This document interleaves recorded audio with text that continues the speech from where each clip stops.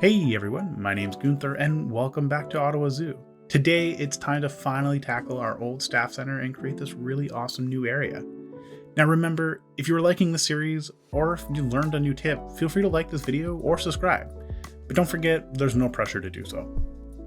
Now of course, we do need to start with a clean slate, so super quickly I deleted our older, outdated staff center and started work on a new and improved campus. First things first though, I did place each staff facility. This helped me to make sure that I had each facility placed, and let me get a rough idea of how I wanted to plan this all out. Side note, the old staff area was missing quite a few facilities, so this time I did make sure to have each one placed down. While I knew I wanted to build a staff area, I wasn't really sure what I wanted to do. So instead, I turned to an idea that was shared by one of our community members. Using some AI tools, I had a photo generated of a zoo staff building to help give me some inspiration. Now admittedly, using an AI tool can be a bit hit or miss, but thankfully it provided a really interesting building with a big focus on wood slats and clean architecture. So with an initial idea, it was time to really get to work. Now to help bring this to life and add a bit of variety, I opted to have each building look a little different. For the base material, I did go with the New World panel and then I built on top of that. Now each building is going to be very similar in design, so for the first one you're going to see the full majority of that built from start to finish. Now with their wall set up, I added a layer of slat pieces, and due to the added complexity of the doors and windows, I did have to use quite a few different pieces, but just seeing this rough build I could tell that something really amazing was coming together. With all of our cladding placed, I opted to add on a second floor as well. This is mostly for show, but it adds some additional depth and pulls in some of that New World feel from our food court. I opted to go with a concrete balcony that would overlook each building and then added on a glass barrier. The barrier itself was actually pretty quick to build, really only using 4 different pieces. We have that metal banding from the Twilight pack, something you've seen me use quite often, a glass panel, a fence post to add some clips securing that glass, and then just 2 fence posts. Overall, it's quite an easy build to create, but it's really nice looking and clean. Less is more in this case, I feel. With our barrier in place, I added some additional cladding pieces to the top of the second floor. This really helped to give a bit of a more unique feel and showed that darker wood panels, adding some more flavor to the build itself. With this out of the way, I also added in some doors, giving our staff access to the second floor, and then some windows for added lighting and more realism.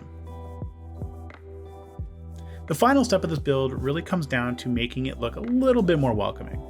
First up was a generic planter box from our New World pack. I added in a few different flowers and ferns just to get some additional variety around the entire build. I also opted in to add in a second planter box with a cypress tree and used a copper hexagon to tie it all together. With just a few rather easy clicks, we made some pretty cool green features for our build. Next I added in a bench, and due to the lack of pathing on the second floor, I opted for a custom built piece, and it was a pretty easy approach. Started with some plaster blocks to act as the bench, colored appropriately, 2 smaller blocks to act as the feet, and then some plastic pieces to add some additional texture to the entire build. Moving to the first floor, I added in a 3rd and 4th planter box, really with some additional flowers, and then decided to add in one of our New World arch pieces to fill in some of the gaps on the left-hand side of the building. Lastly, I used a shop canopy to add some additional character to the window of our research building, and with this done, I called our first building mostly complete. Now, for the second building, I used that same method of a slat wall with a darker wood acting as a backdrop. And keeping with the theme of creating these multi-story buildings, I added in a set of wooden stairs to give some quick and easy access to the second floor. Now to build these up, I started with some wood planks, placed a few, and then began the process to copy and paste them all the way up. Now stairs can either be an easy build or a frustrating build, and it mostly comes down to making it sit correctly in the area that you had in mind. For example, initially I'd wanted this to wrap around the building, but our end product is still a pretty cool creation that I'm really happy with. I did notice that this resulted in some empty space below the stairs, so I decided to extend the slat pieces out, and through some careful building, managed to stagger it all the way up the stairs. I will note that I actually do go back in and add in a wall piece behind these slats, really just keeping with that theme of having a dark wood as a backdrop. Initially, for the second floor, I had intended to have it as a separate area, but I liked the idea that our staff could travel between buildings without really touching the ground. So to that end, I reconfigured the floor and extended the glass barrier across the build. This also won't be the only time I go back and modify our second floor. Thankfully, with the green features and bench already built, it was quite easy just to copy them and place them where I wanted them as well. It just goes to show how important the grouping tool can be when making smaller, more interesting things to work on.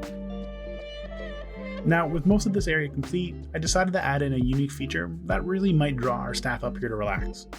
So to that end, I created an octagon planter box. I kind of feel that this would be something that our staff could invest some time into to really relax.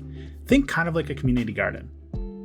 So with our frame complete, I filled it in with some goldenrod, Labrador tea, alpine priscilla, and finally some nettle to fill in those gaps. Now to add in a bit of additional realism, off screen I also placed a basket with a trowel and a plant, kind of making it think like it's ready to be planted in that same small garden. Now we've seen these staff buildings come together, and honestly I found that every time I finished one and moved on to the next, I was just that much faster at building. So keep this in mind, when you first start building, things are gonna be slow. You may spend hours making sure that it looks perfect. But the next time you want to build something similar, you'll be just that much faster. And I can't stress this enough. It's okay to tear down your old build and start again. That's exactly what we've been doing in these last few episodes, tearing down our old things and rebuilding them better and bigger than ever before. So don't worry if things look a little rough at first. Just take a deep breath, step back, and start over. It'll all come together and it'll be even better than before. Now, with our third building finally taking shape, and with some cladding placed down, I circled back and added in some additional windows and doors. Off camera, I also went back in and added some additional green roof panels.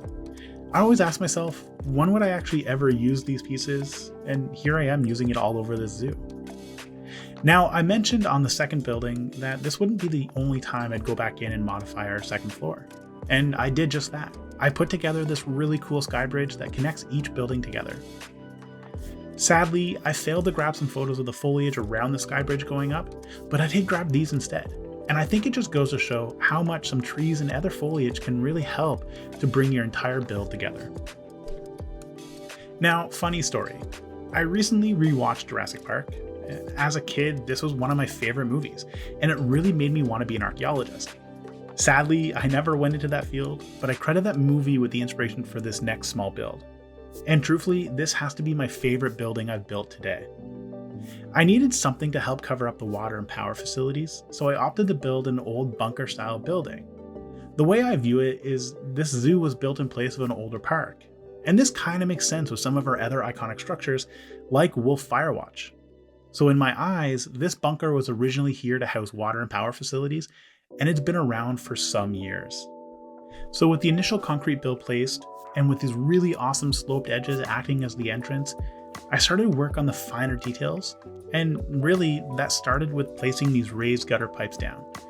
I like to think that these are conduits, housing some of the wires that feed the rest of the park, and deep down, it kind of reminds me of those iconic Jurassic Park movies.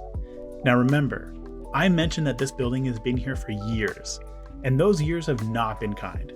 So using quite a few of the surface damage decals, we get that really cool weathered look.